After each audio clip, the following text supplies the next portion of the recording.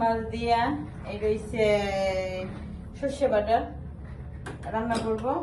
আর এটা হচ্ছে মানে আমাদের শ্বশুর বাড়ির এলাকার আর কি ভেন্ডি দিয়ে, মানে আপনারা জানেন না কোন এলাকায় কি বলে, এটা ভেন্ডি দিয়ে আর কি শুটকি আছে, এটা শুটকি টালা বলে আর কি বলে রনিবাড়িয়া, মানে শুটকি ভর্তা বলে আর কি ভেন্ডি দিয়ে।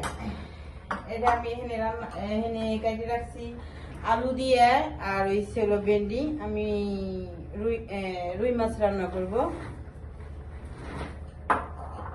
আর এই যে আমি পেঁয়াজ বাটা বাইটে রাখছি। এই যে এখানে সবকিছু আদা রসুন। আর এখন আমি ইলিশ মাছটা আর কি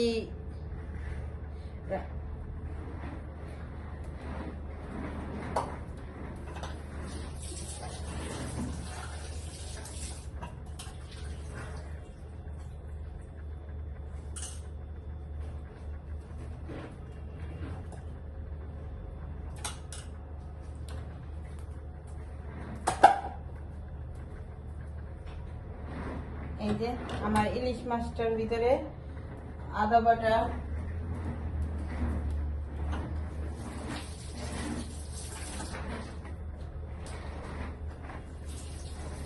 ইলিশ মাছ দিয়ে হইছে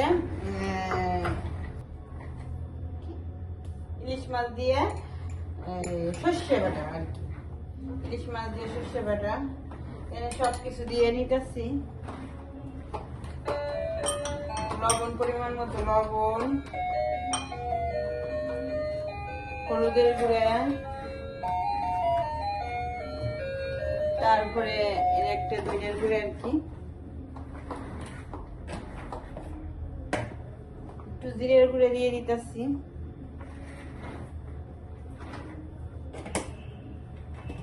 একটা কাঁচামরিচ আর কি, দুইটা কাঁচামরিচ দিয়ে দিতেছি। তারপরে আমি এই জায়গায় সবকিছু দিয়ে মাখায় দিতেছি।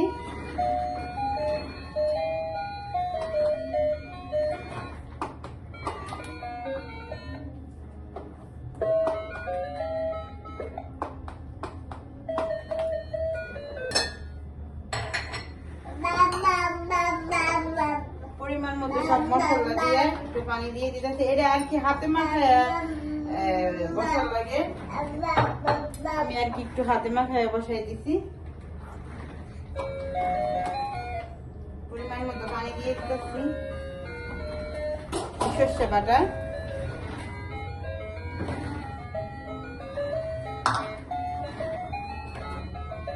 আমি একটু সর্ষের তেল আর কি দিয়ে দিতেছি এর ভিতরে।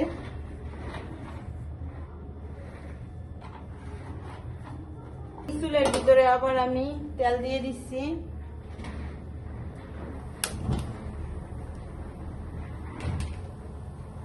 দিয়ে দিতেছি।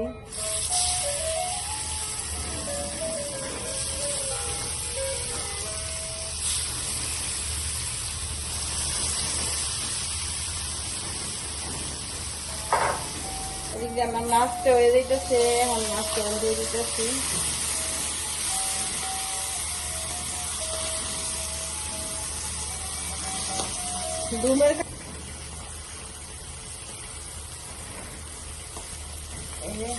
মাছটা ভালো হয়েছে।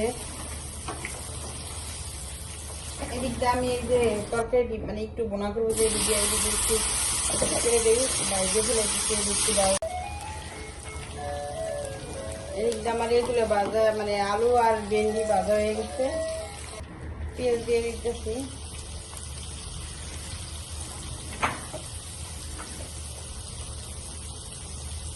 এই যে আমার পেঁয়াজটা বাদামি কালার হয়ে গেছে, এখন আমি একটু পানি দিয়ে দিতেছি।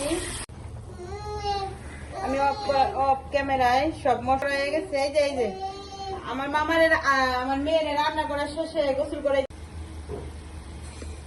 এই যে আমার মশলাটা বসানো হয়ে গেছে।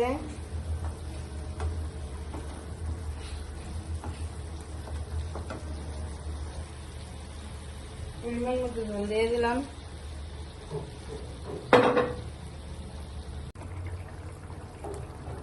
এই যে আমার সর্ষে দিয়ে ইলিশ আর কি, সর্ষে দিয়ে ইলিশ রান্না করা শেষ।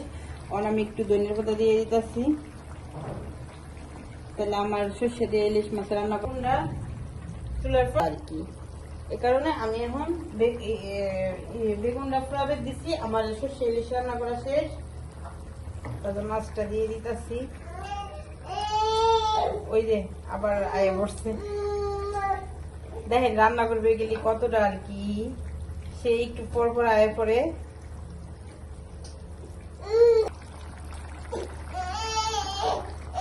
আমার এই তরকারিটা হয়ে গেছে, এখন এটার ভিতরে আমি একটু ধনের পাতা দিয়ে দিতেছি।